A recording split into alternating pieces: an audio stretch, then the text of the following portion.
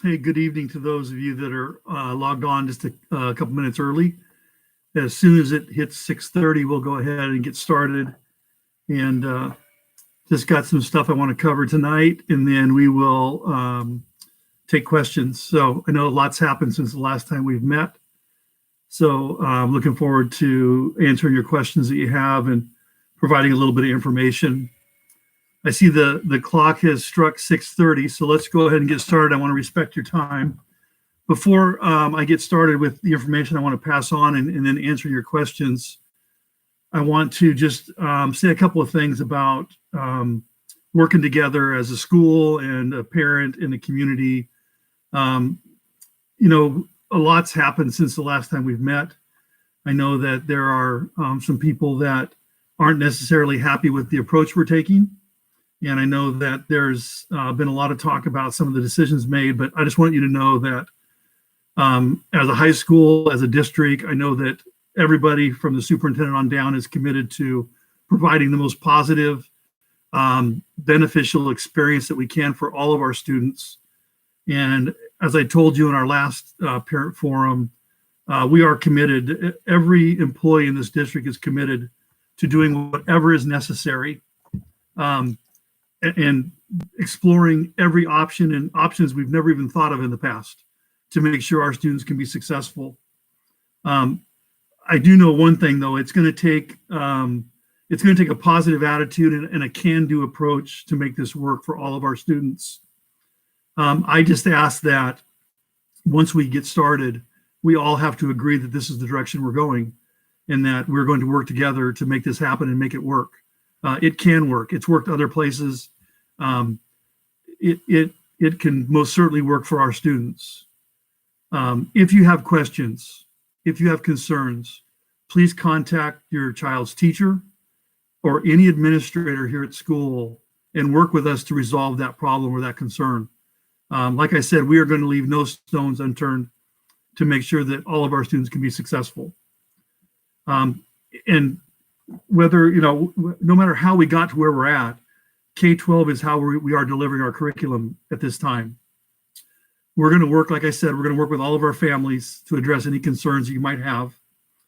And I feel as a school and as parents, we have an obligation to help each of our students be successful in this online learning environment. If you look and you read about where industry is headed now, even those industries that are the most basic hand-skilled industries you can imagine are becoming more and more technologically advanced. I look at the military now. When I was, a long time ago when I was in high school, they were accepting anybody. I mean, if you're a dropout or if you're a graduate, they would accept you. And now when you look at it, the military is becoming much more selective because their job is becoming much more technologically advanced. And that's the direction a lot of our industries are going. So I just personally feel that we have an obligation to expose our students to this type of learning environment and to assure that they become successful at it, because all students can learn in this environment. I truly believe that. So anyway, enough of that. Let's move on. I've got some information I want to pass on. And first one is Chromebook distribution. Parents have been signing up. If you haven't signed up yet, go to the district website, and on the alerts on the front page, you will see either an email address or you'll see a phone number. I would use the email address if at all possible at this point, or you can call and leave a voicemail. But Chromebook distribution is tomorrow here at the high school. There will be one distribution session from 10:30 a.m. to 1 p.m. and there will be another one from 2 p.m. to 6 p.m. They are going on at other schools, but for the sake of this live forum tonight, we would like all high school students to come to the high school to pick up their Chromebook. The other two distribution sites are at the same time anyway. So There's no advantage to going to another school at a different time because they're all at the same time. There was a district email sent out to families on how to access Skyward and how to update or to create an account.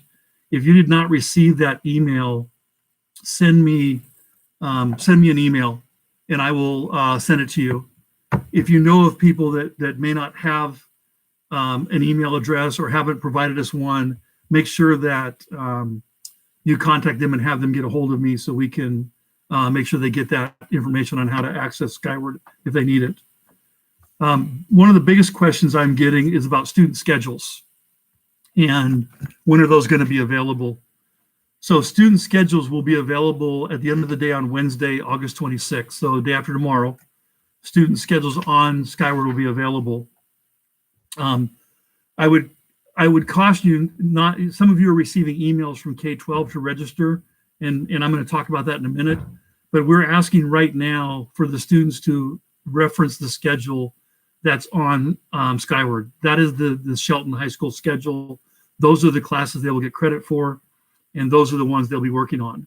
So for the time being, they can access their schedule starting Wednesday afternoon on Skyward. Some parents were concerned that their child may not have a schedule, or they didn't complete the registration because of the shutdown in the spring. In the event that students didn't have a course requests entered or submitted, the counselors are reaching out to work with those students. But for the most part, all of the students pretty much all of the students were able to submit and complete that part of the registration process. And that's the most important part, to be honest with you.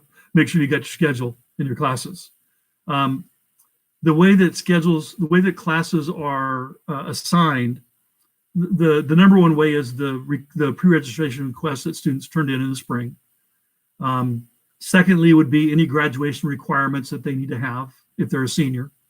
Even juniors and sophomores, we'll look at what graduation requirements should they have by now, and if not, try to get them into the schedule. The third way is Academy Pass. If they're in a certain academy and they're missing a class, they would be given a class that matches that academy and that pathway that they've chosen. And then the fourth way is that any courses that students were to have last spring in the third trimester when school was shut down, some students had courses that weren't offered at that point. And so those courses were put back in so that they could get those made up. And a lot of times those were graduation requirements. They just weren't the core areas that the school focused on. If there is an issue with the student schedule, the school counselors are reaching out to the families and the students and the parents to resolve those. So once you're able to look on Skyward, if you see there's you don't have 5 courses or something's missing, please feel free to contact the counseling office and they'll help you with those. So what happens to the transition from Skyward to K-12? So all of our courses at Shelton High School have to be uploaded to the courses to K-12.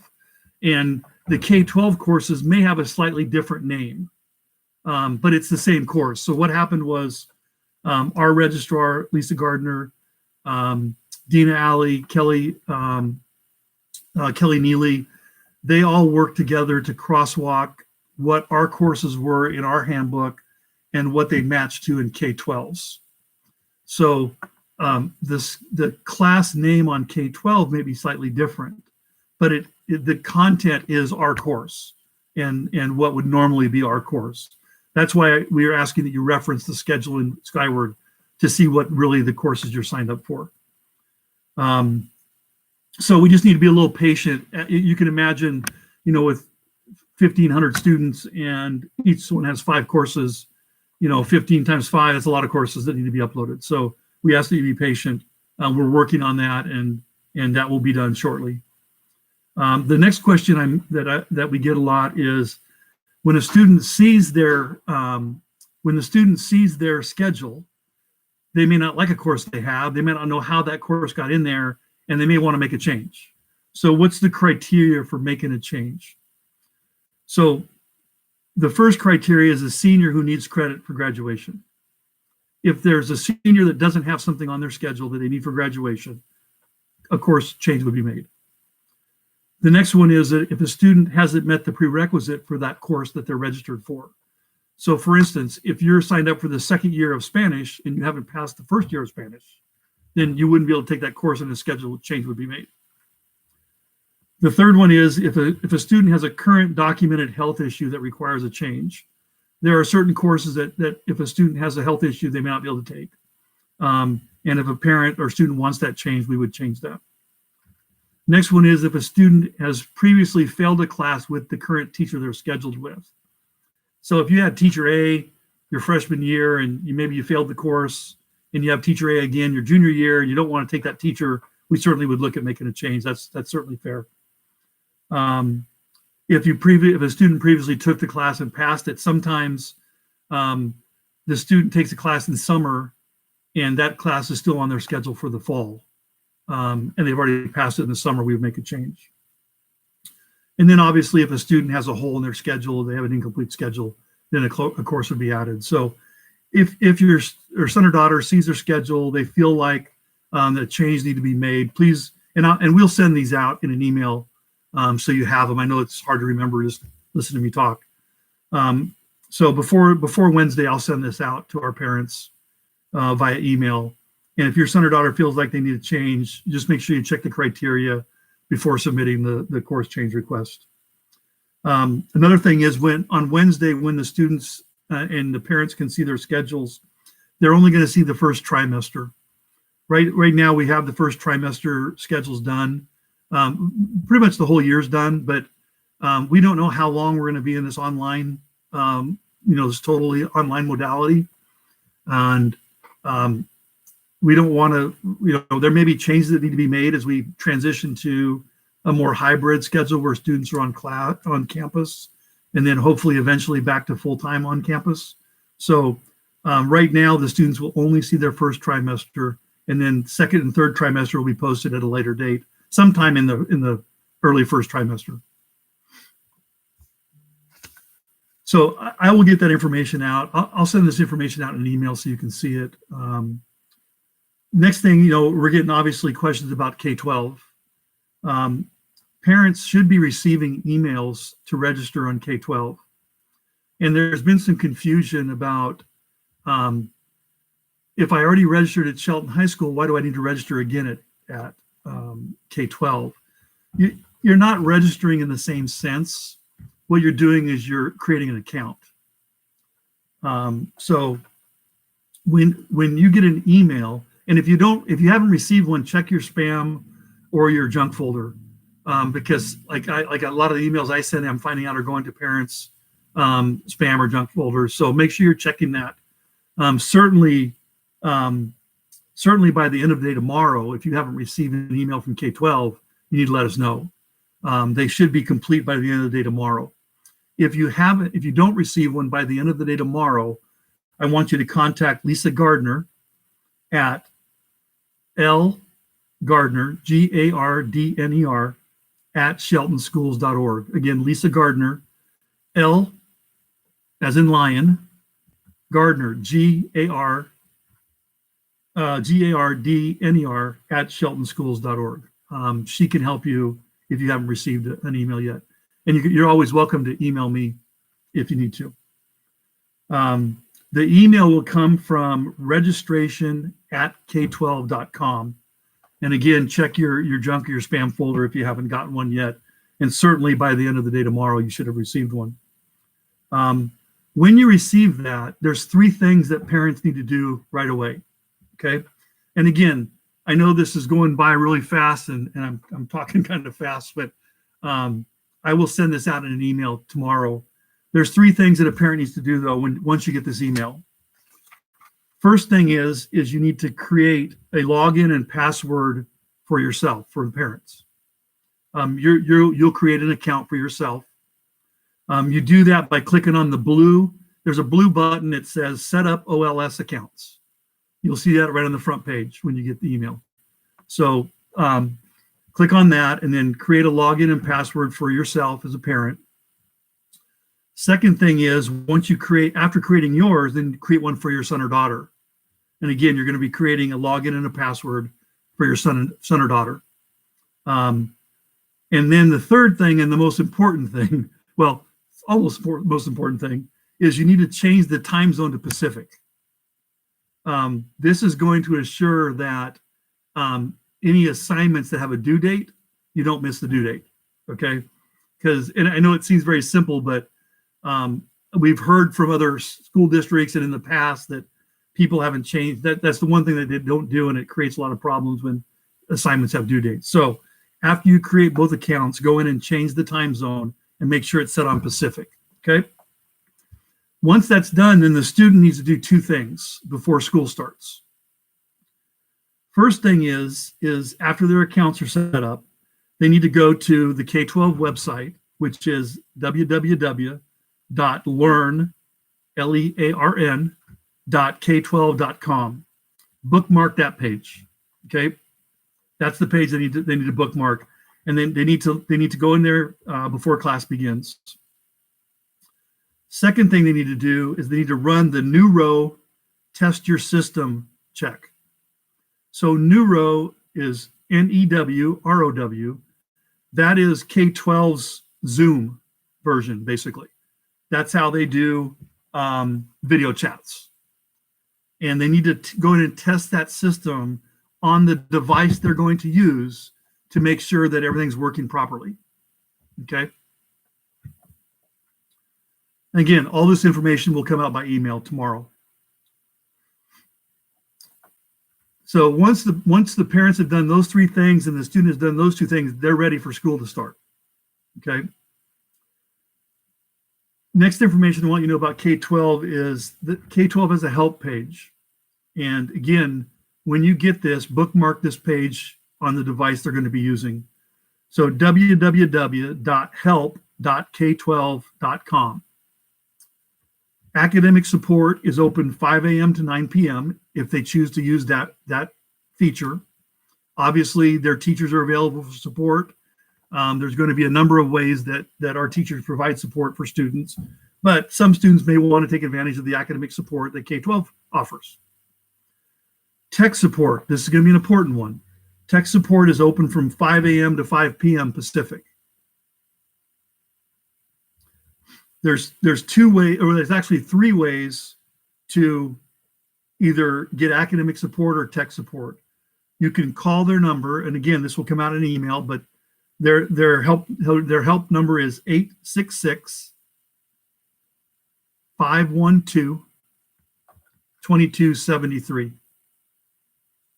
Again, that's 866-512-2273. They can also go to the website and do a live chat. They have a live chat feature, or they can submit a help ticket, which is for something that may not be urgent but needs to be addressed.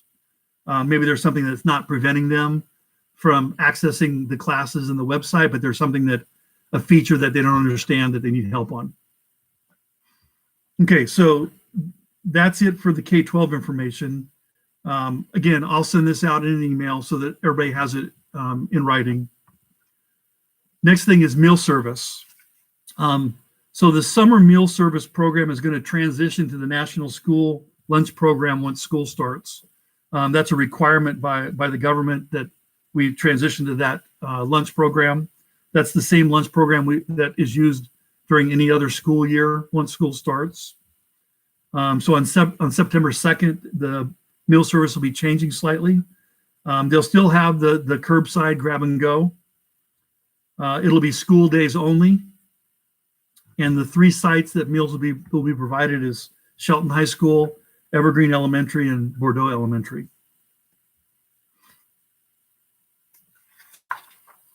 The meal service will be from 10:30 a.m. to 12 p.m. And with the National School Lunch Program, it transitions back to whether students qualify for free and reduced lunch or not, or free or reduced lunch program. So if lunch, the charge for students that qualify for the free program is free, no charge. So if a family qualifies for the free lunch program, There's no charge for lunch. Breakfast is free for all students that qualify for free and or reduced. So if you qualify for the free or the reduced program, there's no charge for breakfast. Breakfast is $1.25 if students pay for it. The lunch for the reduced program for the high school age kids is 40 cents. So there's a small fee for the lunch. And then lunch for paid students, if students are going to pay for it, is $2.95. So those changes will be coming up starting September 2nd. Last thing is, before I start answering questions, if your son or daughter has an IEP, the case managers will be contacting the students and their families prior to the start of school. They're working on those schedules. Many of those courses will be on a different platform than K-12. And so the students' case managers will go over that with them and make sure that they have all the information. So that's all. Well, I know there's a lot, but that's all the information I have at this time. So I'm going to go up and start looking at questions and answering questions. First question is, will they have the same advisors that they had last year? If so, will they be required to respond to parent-student emails? My child, okay, so we are going to stay with the assigned advisors that they had last year. So if teachers had freshmen, sophomores, or juniors, they will be rolling forward with those students. Now, there could be some minor changes, like if we had a teacher that left, retired, or moved somewhere and left, and we've hired a new teacher to replace them, then obviously that teacher's not here to have their kids, so those kids would have a new advisor. But for the most part, the teachers will keep the same students moving forward. Yes, teachers will be required to respond. I'm sorry we haven't had to ask that question, but I think most of you that have either met me or have listened to me on here will see that it's very important to me that we communicate with our families. I would expect if you send an email, I know not many people use voicemail anymore, but if you send an email or a voicemail, I would expect it to be returned within 24 hours. I don't think that's too much to ask on our part. And I think that we have an obligation to respond to our families, just like we expect our family to respond to us if we reach out. So we will be communicating the expectations for advisory to our teachers when we meet this week and going over some of the changes that will be occurring. We will get I don't think the bell schedule's on the website yet, but I will get that on there hopefully tomorrow. You will see that there's an advisory period built in Monday through Thursday. It doesn't mean that we will be having advisory activities every day, but that's the period that we'll be pushing out information. That's the period that the teachers will be meeting with their advisory students. And especially the first couple of days, that will probably be the place that a lot of the information is given about how to access K-12, answering a lot of the students' questions, and just orientating our students to the K-12 platform. So we will have more information on that as we move forward.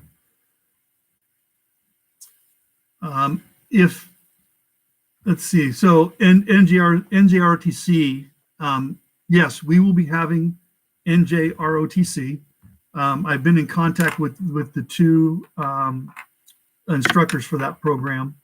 They are prepared to teach it online, but obviously there are some activities that have to take place in person, and we will be looking at how we're going to accomplish that as we move through.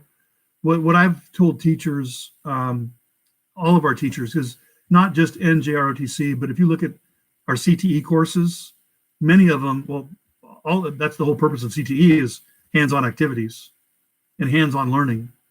And so without that hands-on component, it makes it tough for the students to, they can't complete all the competencies. And so we've been assured by the superintendent and by the district leadership that as it becomes safer and as it becomes more doable to have small groups of students on class, we'll be able to, or on campus. It will be very small. It'll be very controlled. We have an obligation to make sure that everybody's that we're following all the protocols. I've asked the teachers that they need to be prepared to teach online for at least the first 2 to 3 weeks of school. There won't be probably any students that we bring onto campus during that first 2 or 3 weeks. One is because we need to make sure that we're addressing any of the needs our students have with online learning, and two is we need to make sure that that we can do so in a manner that follows all the protocols, and that we are doing it the correct way and keeping people healthy. That's the main goal, is we want to keep our students and our staff and our families healthy. So, but yes, NGRTC, as well as many of the other programs that have hands-on learning, we will be addressing that throughout the school year. Will the rifle team be able to convene out at the range? At this point, no. And like I said, we are looking at all of our programs that have, whether they are academic in nature, whether they are extracurricular in nature, how we do it and how we do it safely. But like I said, at this time, we won't have any clubs or activities doing any what I would call school-sponsored events. There's a question on why did we not use a platform that more closely matches SHS like Insight would. I will have to do some more research on that. I'm not familiar with Insight, but I will tell you that K-12 was chosen because of the comprehensiveness that it offers, the experience that K-12 has working with districts large and small, and the resources they can provide. And quite honestly, just not the convenience. I'm trying to look for the right word, but the convenience it offers, that everything is already there. All the curriculum is there. But like I said, I'm not familiar with Insight, so I would have to research Insight a little bit more before I could compare K-12 to Insight. Let's see. I think Susie, thank you very much for putting the Chromebook schedule up there. Again, and I think that Susie, thank you for putting the email address and the phone number up there.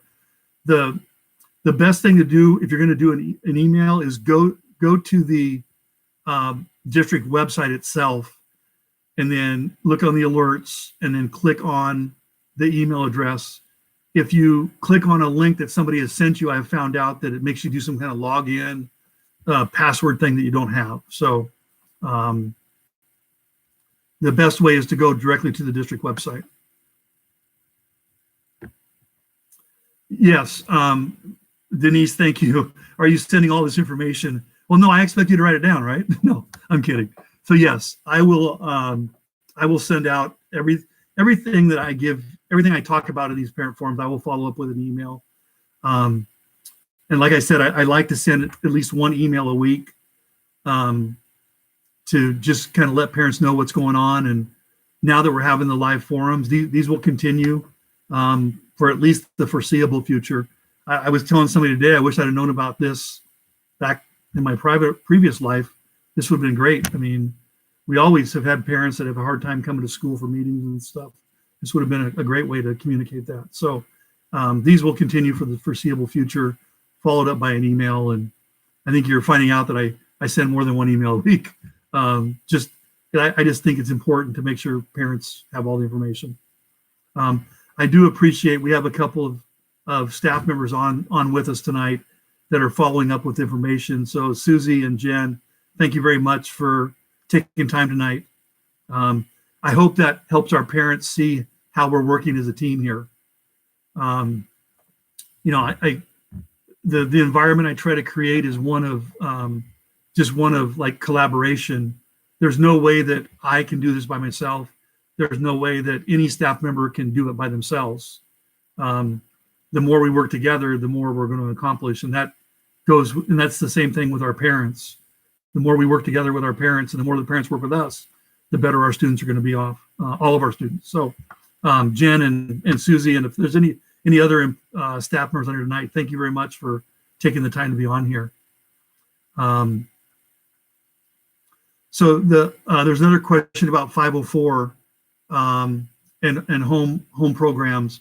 Yes, any type of special program like IEPs or 504s are either case managers or guidance counselors, school counselors will be reaching out before school to make sure that everything's in place and everything's set. If for some reason we're getting close to the start of school and your child falls in what you believe is a category that somebody should have contacted them before school, please let me know, or please email one of the school counselors and we can follow up on it. Next thing is, can you describe what a typical day will look like for students? I can describe what I think I would like it to look like, but as I've said in the past, it's going to vary from student to student, depending on what kind of access they have, when they have access, if there's other brothers or sisters in the household that also are in our school system and are required to be doing the same thing. But the typical day should look like almost like a regular school day. They will have a schedule. They will have access to those classes 24/7. There's a bell schedule that will be posted that lists, times for first period, second period, third period, and so on. They can access those classes during those times. There will be times that teachers will be on live and ask students to log in during that class period. If a student cannot log in for some reason during that time, everything will be recorded and they'll be able to watch that at a later time. So if a teacher chooses to use their own video or create a video on a lesson instead of the one on K-12, that video will be recorded and the student can access that video at any time. Especially it's available to rewatch. So the student may go on during the class period and watch the live presentation, but then go back and rewatch it later on in the day or in the evening to see if they got everything, or to listen to it again because they missed something. But how the students will be required to log in a certain amount of time, and again, we're still waiting for some direction from the state on what that looks like. But there will be a certain amount of time that has to be logged into each class, and really the parents and the students are going to set the schedule. It's going to be flexible. Ideally, we would like them to log in during the class times that are posted. That's ideal. But again, as I talked about, about 10 days ago, we understand that things come up and that that schedule may vary for students. But the key is that they're logging in each class every day. Okay. Will band kids get to have their instrument? Yes. We are currently working on a plan we know that there's resources here at school that students will need. Band is one of them with instruments. Another one is courses that are being taught on the Google platform, Google Classroom, and not K-12. So for instance, AP Physics, K-12 doesn't have that course. We didn't want to not offer it. We're trying to offer every course we would normally offer. So Mr. Lacey is teaching the AP Physics class. That class will be taught on the Google Classroom platform. And so students are going to need a textbook. And so we will be sending out communication on how students can pick up those textbooks. So we realize there are some resources here that students need that we'll be working on how to, again, we can't just have people come down here and go over to the band room or go to the physics room. We will set up a process where we can have like out in the front of the school where we can deliver the resources to the students when they come to school. So much like the Chromebook distribution, we'll have a time that will be available for parents or students to come by. Another question is, how can students get work credits for outside jobs? So we do have a class that gives credit for work. We have had some parents contact us about that. And so if your son or daughter is currently or will be working during the school year and would like to get credit for it, I would ask that you contact your son or daughter's counselor at school. They can kind of tell you the criteria. There's obviously a certain number of hours the student has to work. There's also a visit from the teacher here to the work site to talk with the supervisor and make sure that the student's meeting the requirements and the criteria for the program. So again, if you're interested in that, or your son or daughter is interested in that, contact your school counselor and they can help you figure that out.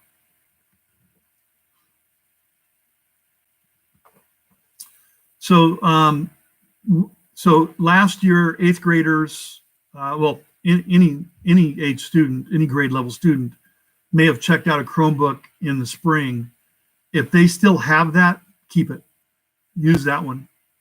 If something has happened to it, it doesn't, it's something wrong with it, doesn't work, then I would let the district know by going onto that website or leaving a voicemail, letting them know there's an issue with the Chromebook and you need to get a new one. And then what they'll do is they'll exchange that for you and make sure that you can get a functioning Chromebook.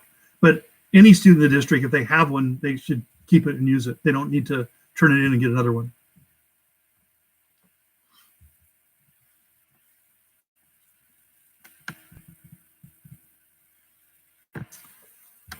Another question is about math instruction.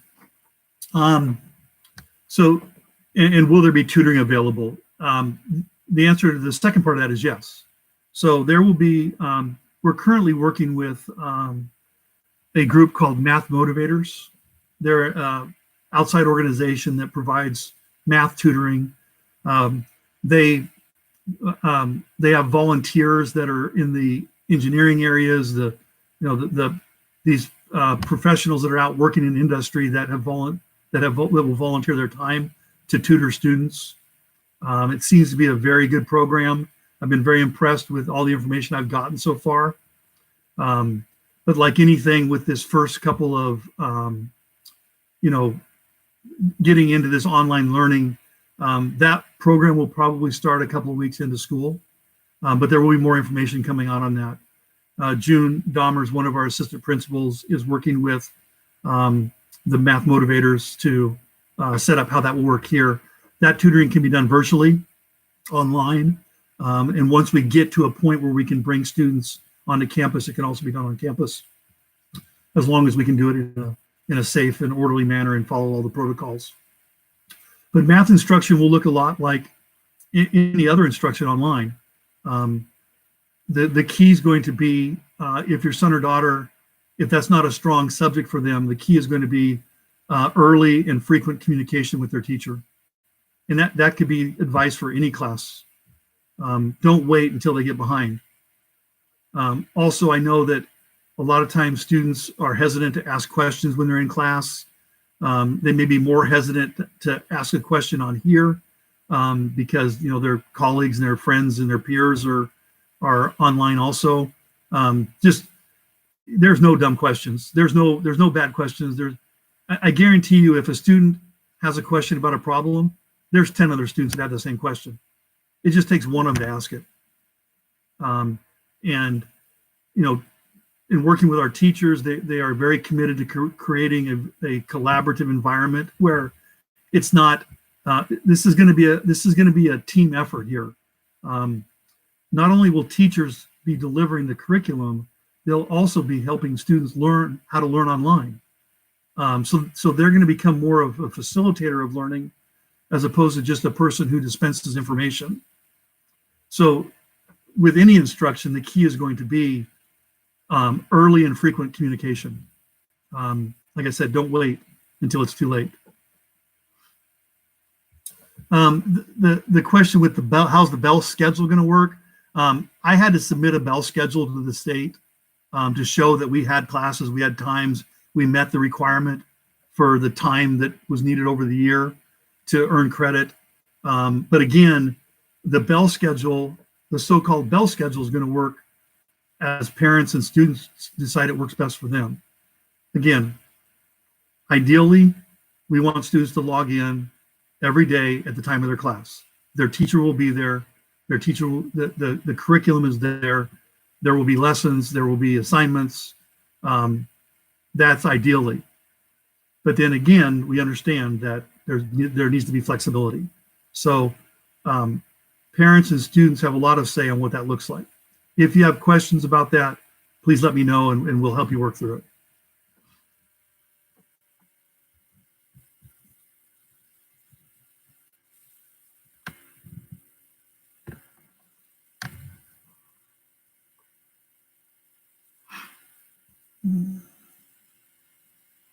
It's just a comment about our seniors. And, you know, I know that last year was rough on the seniors.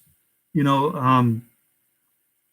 I've been doing this a long time and I've attended 32 graduations. And for seniors, they've worked for so many years to get to be seniors and to get to reap the benefits, so to speak, of making it that far and getting there and planning their future after high school, all the activities that take place that they look forward to. And last year was rough. You know, a lot of things got halted and graduation didn't look the same as it looked in the past. And I know how anxious and how much parents and families look. You know, graduation is really as much for parents as it is for students, because think of all the things that parents have had to do to get to that point also. I mean, being a parent myself, you know, at times you go, wow, are we ever going to get there? And so there's been a group of parents that have contacted me already. We've had a little bit of communication, but not a lot to this point. They want to make sure that our seniors have a good year and they have something that they can remember and they create these positive memories. So we'll be working with that group and as we go through the school year, making sure that we can do everything possible so our seniors can enjoy their senior year and benefit and reap the benefits, so to speak, and all the activities that take place. So just know that there's a group of parents out there, and I don't know if who sent this as part of that group, but if you're not, just know there are a group of parents out there that are very committed.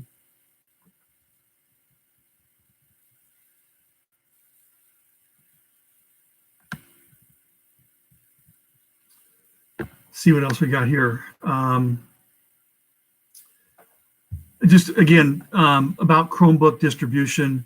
Tomorrow here at school, 10:30 to 1 is the first session, and 2 to 6 is the second one.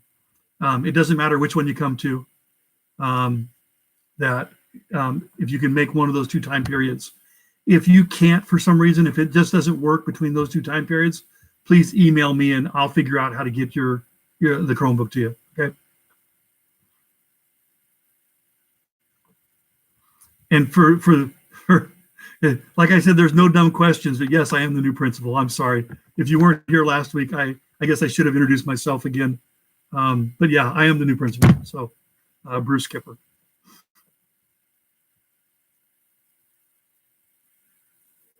Here's a good question. This is a good question. How will students know which classes are in Google Classroom and or K-12? We will get that information out. We know which classes are being taught on Google Classroom, which is on K-12. It's a myriad of different classes in all different departments, just depending on whether K-12 had the class or not. But we will notify students once students are able to see their classes in K-12. If a class isn't there, if there's a class on Skyward that's not on K-12, that will mean the class is on Google Classroom. But we will get that information out well before that time.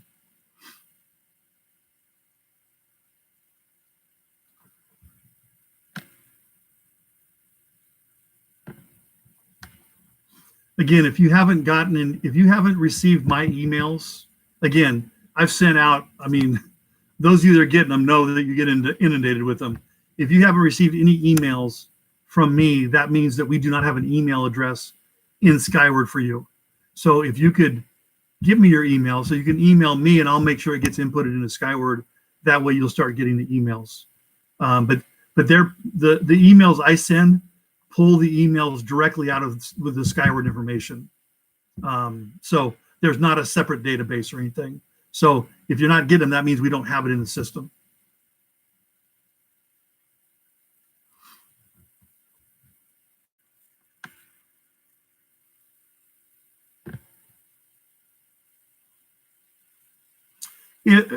So there's a question about how do you return a Chromebook if your student has since got a laptop or something. So if you have a district Chromebook and the student doesn't need it anymore, you can just drop it off at school. We'll take your name. We'll make sure that it gets back to the district and that they take your name off the list as having one, so you don't have the obligation of replacing it or something.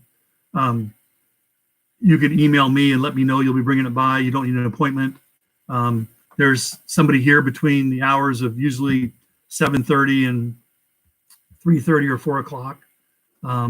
If you come between those hours, somebody will be here and can take it from you, and we'll take your name and make sure it gets turned back to the district. And then the question is, another question, how long will their lunch break be? Again, there's a 30-minute lunch built into the bell schedule. So if your child is going to log on every day from the time school starts until the time school ends, there's a 30-minute lunch period built in there.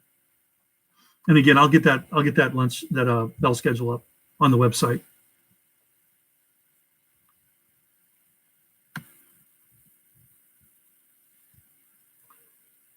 I know that I think Susie and Jen are posting on the chat box here which counselors are assigned to which alphabet. That helps. So that's very helpful. So thank you very much for that.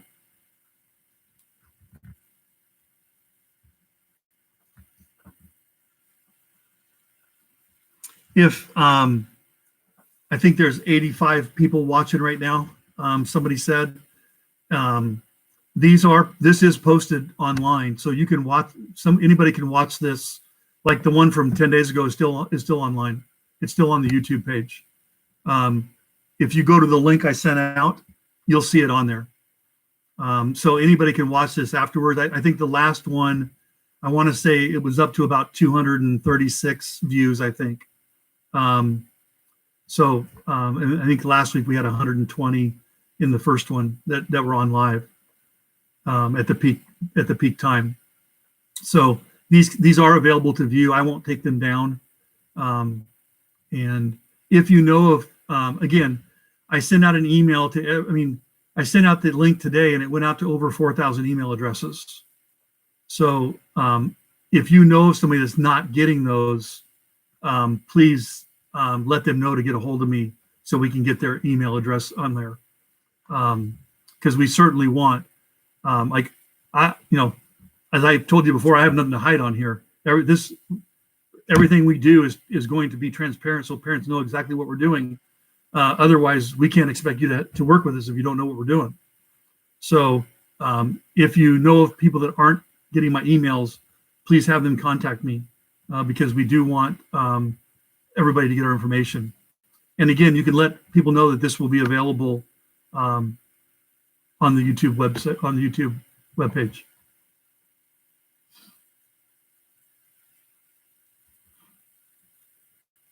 So there's a question about the IEP, special needs students in online learning. Like I said earlier, the case managers will be reaching out to their students in their case assignment and walking through what concerns that the family has, the student has, how we can address those concerns. Ideally, we would like to address those concerns before school starts. So I know there will be issues. And I know that some students will struggle with this online learning, but if we can get ahead of it and try to figure out the logistics, the technology, then we don't have to deal with those issues. We only have to deal with the actual what's preventing them from learning issues and the struggles they're having with the actual curriculum. So the case managers will be reaching out to those families before school starts, trying to resolve as many of those issues as possible. There will be a time that we will probably need to bring students onto campus because they're struggling academically, and that we're prepared to do. we can't do it right away. Like I said, we need to plan for that. There needs to be about a 2 to 3 week window online so that we can identify what the real needs are. But if a student is showing the need that they need some in-person, small group, one-on-one, we're certainly going to be prepared to do that at a certain time early in the first trimester. So I think well, I don't know if it's a good thing or not, but the good thing about going to this online is we know that we can kind of anticipate what issues are going to have. And we're working on the connectivity issues. I have to hand it to our tech department. I had a parent contact me last week who was very concerned that they may not have very good connectivity, and how was their child going to access the curriculum. I contacted our tech department, and one of our staff actually is driving around the community with a hotspot and measuring what download and upload speeds are available in the different areas in our community. And one of our tech staff actually drove to this parent's address and checked on the connectivity in that spot with a hotspot, and found out that it is going to be more than adequate. And so that's the lengths at which our district is willing to go to make sure that all of our students can access the curriculum. So I didn't expect that, but when he told me he was driving around the community, I was like, wow, that seems to be pretty committed to me. So we know that there are going to be students that are going to need assistance, and we're going to be prepared to do that.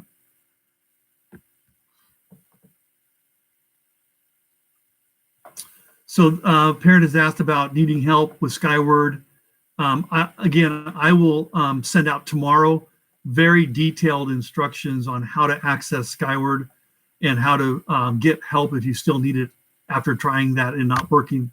And I would encourage any of our parents, if you send an email to somebody and it doesn't get returned, please contact me. I will get back to you, and I will make sure that you get the answer, because I just expect that we're going to work with our parents and respond in a very quick fashion. So if you're getting frustrated with not getting a response, please email me.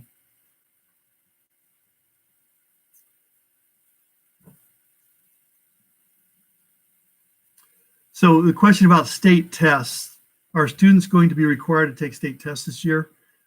We don't know the answer to that yet. Obviously, last year they were suspended, and we're still waiting from the state for direction on that. So the answer is we just don't know yet.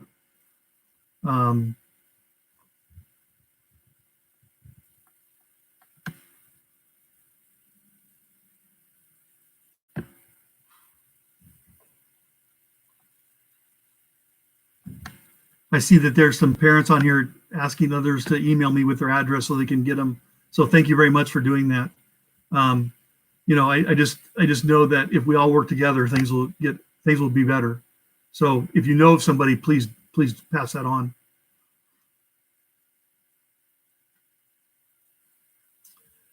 A question about students receiving a specific school email address like the staff have to be able to communicate with teachers. I don't know the answer to that. I'm not familiar with how this district has done that. I will find that out though. So let me make a little note here, and I'm going to ask that question.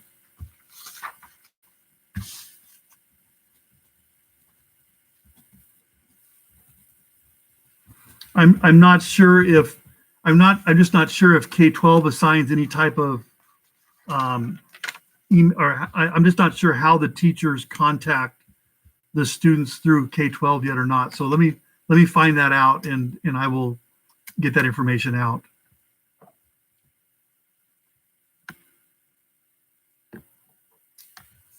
Is it necessary for students to use a webcam? Can they just log into a classroom with audio?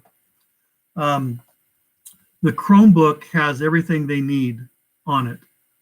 It has a camera and it has a microphone. So they don't need to purchase anything extra. I think that there was some old information I heard that was available on K-12's website that said that their platform was not compatible with Chromebooks.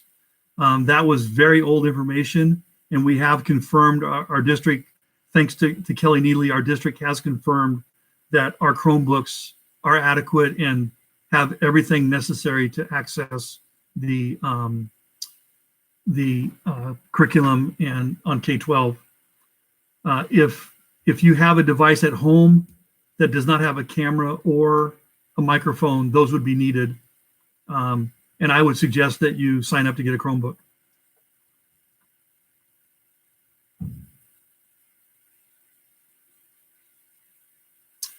Question about teachers being overwhelmed and what we're doing to make sure that that's not going to happen with our staff in this online environment. And again, we understand, like, and we're actually going to be talking this week about what are the first couple of days going to look like. I don't expect, and I don't think any of our teachers expect, that on September 2nd, every kid's going to be logged in and they're going to start getting assignments. I mean, there's going to have to be a transition period. Again, this is very different than last spring. It may seem a little overwhelming compared to what was required last spring to what's going to be required this fall. But there is going to be this transition period to getting students acclimated to the online environment and what's expected. It won't be from day one, all of these assignments are going to be bombarded on kids and then bombarded on teachers with having to grade and all that stuff. There's going to be an easing into period, I would say. There's going to be a lot of, like I said, teachers facilitating how to use the K-12 platform, where the resources are, and those type of things in the first few days. So we are very aware of the staff. Just like the students can be overwhelmed, the staff could be overwhelmed too. We're very aware of that, and we're trying to figure out how do we balance that for both our students and our staff. So I can tell you that the social, emotional well-being of what I would call our family, our students, our parents, our community, our teachers, is at the very front of our thinking. Okay.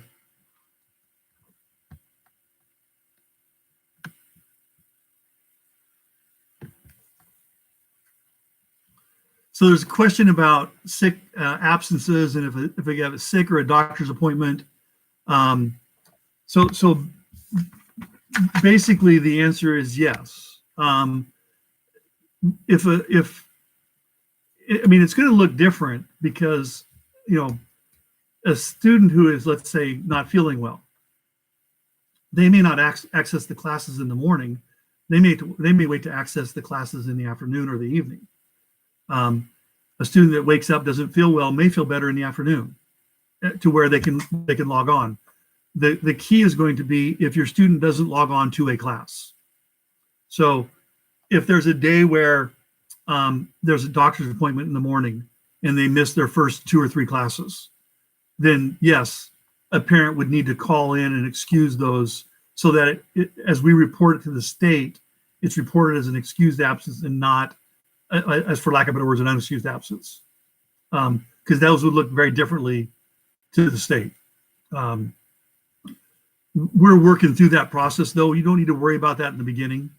But the key is going to be whether a student logs on or doesn't log into a classroom. As long as they log into their classrooms and they meet the minimum amount of time, it doesn't matter, okay?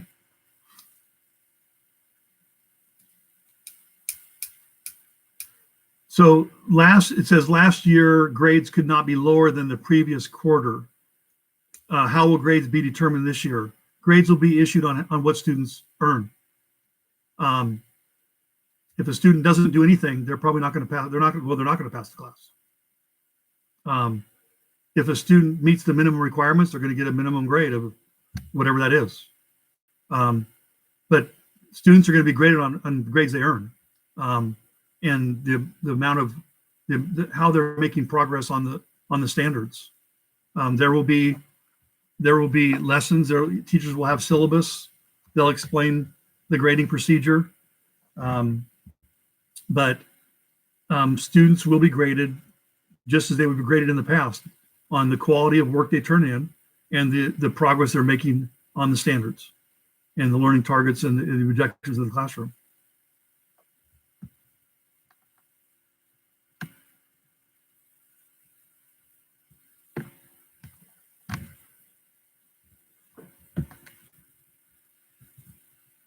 Let's see what else we got here.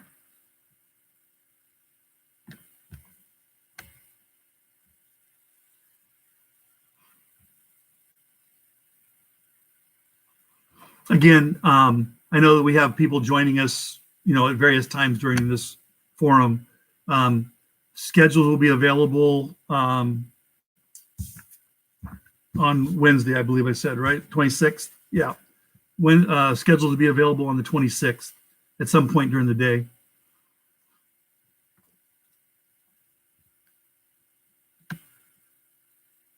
And then there was another question about email addresses. I need to check on that. I'm not sure how the district has handled email addresses with students in the past, or how students will contact, or how teachers and students will contact each other and communicate on K-12.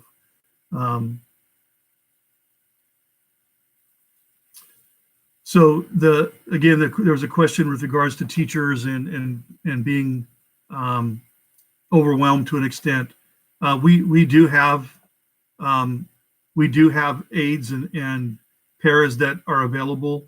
I know that there's some budget discussions going on, but even if the recommendations that were presented are voted on and approved, we have an adequate number of paras that we have available for assistance here at Shelton. And then again, expectations for those that live in areas that may not have access to high-speed internet. Again, if you know of people that live in that area or you're one of them, I would ask that you contact me or any of the administrators or any of the school counselors. And our goal is, the sooner we know about it, the sooner we can get with our tech department and find out what options you have available. Again, I will use the example I gave a little bit earlier. There was a parent that was just convinced that they wouldn't have access to the internet, and it turns out they do. So I think there's a lot of options as long as we know about it and we can work on it. I'll just say this: we are willing to exhaust all options to make sure our students can access the information online. If we can't, then we will discuss other options that don't involve being online. But until we exhaust every option available to us to make sure the student can get online, that's the direction we're going.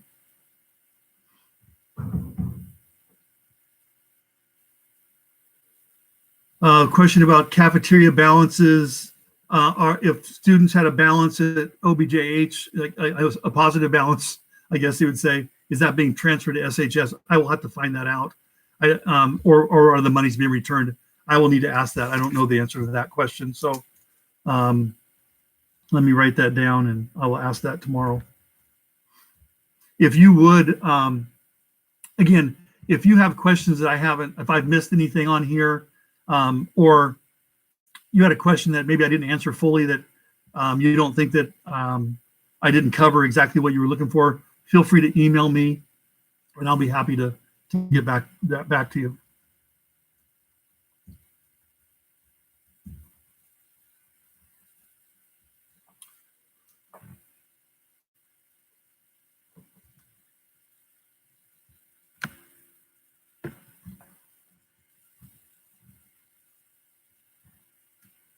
So there's a question about accessing Zoom. So the only classes that would probably be using Zoom would be those classes on Google Classroom, because K-12 has their own live chat feature. But yes, there is flexibility. Obviously, if there are issues with Zoom, we will explore other ways of accomplishing what needs to be done. So teachers are fully aware that flexibility needs to be taken into consideration. And I know that those teachers that are teaching on the Google Classroom platform are very much looking forward to offering the course and working with the students, and understand that the same type of flexibility needs to be taken into account.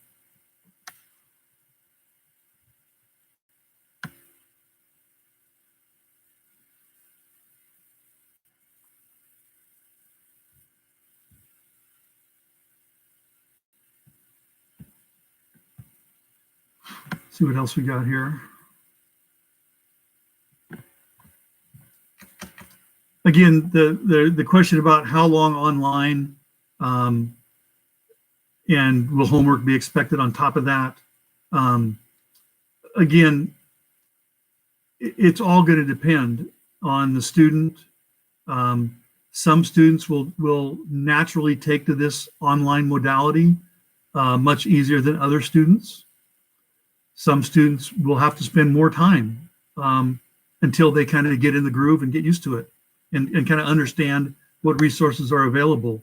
I don't think there's any way I can say that I expect every student to be online for 5 hours or more a day. If you look at a regular school day, if they were here, they would be in class from 7:50 to 2:20, and then they would have some homework at night. So for some students, it'll look much like that. For other students, it may be more, and for other students, it may be less. But I know that the goal is not to inundate students so that they're, they've got this inordinate number of hours. But again, there are standards that we have to cover, and this is our school day. So I would say students need to expect to be in school the same amount of time they would be in school if they were here. But it just, I can't say that it's going to take every student that much time. It just depends.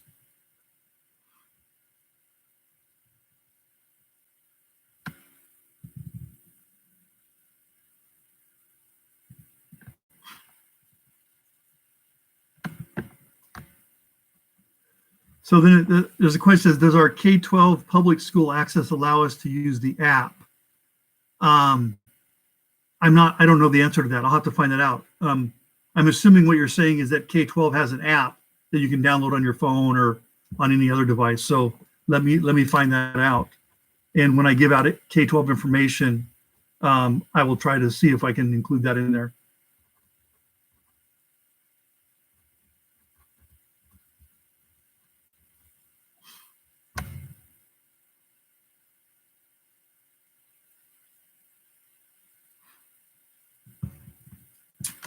So there's a question about, is there a benefit to the student to attend K-12 as opposed to Connections Academy or other online option?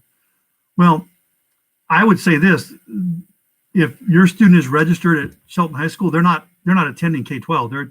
They're attending Shelton High School. They're not attending K-12. They're attending our teachers.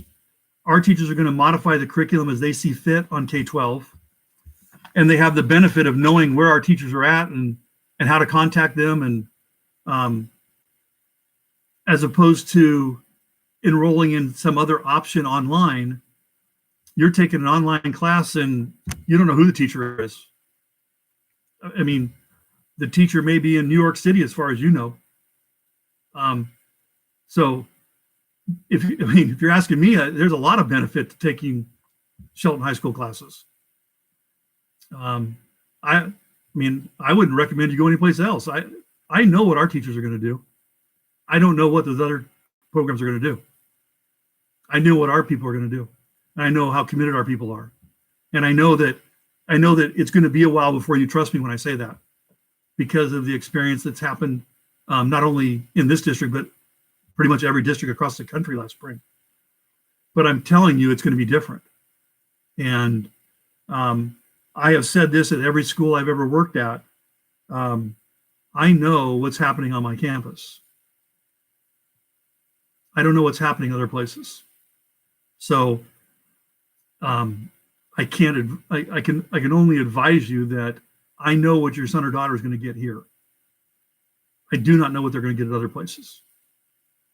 And I can tell you that not only myself, but the entire staff, we're going to work tirelessly to make sure this works.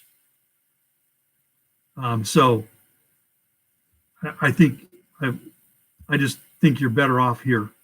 Um, so I know people are going to make choices, and I know that there's a lot of good programs out there, but I just know what's going to happen on my campus and with our staff, and I hope that you all choose to be a part of that, because I would hate to see you go someplace else and lose a trimester, lose a semester, not get the experience you think, and then you come back and now you're behind.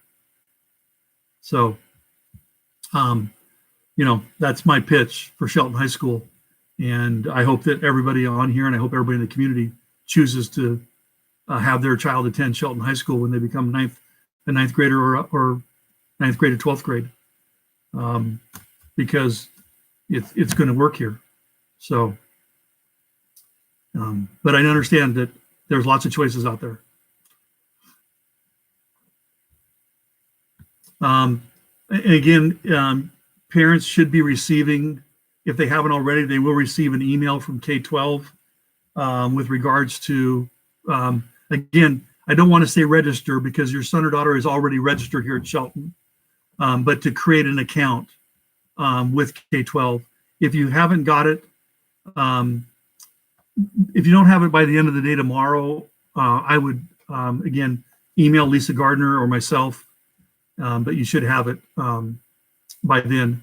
Check your spam and your junk folders if you haven't got it.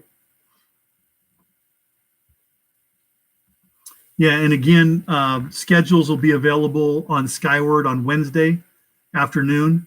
And again, there was an email sent out by the district accessing or showing parents how to access their Skyward account. So that if you didn't receive it, let me know. Send me an email, and I will get that email out to you right away. But that seems to be all of our questions for tonight. We ran a little bit over. I apologize for that. But again, I hate to apologize when I think we're giving out good information and you all are asking good questions. So my goal is to make sure that everybody has the information they need. So at this time, I'm going to end the forum this time. Again, we will have another one next Monday at 6:30. And wish everybody a good night. And we'll see you. If we don't talk to you before then, we'll see you next week. Everybody have a great night.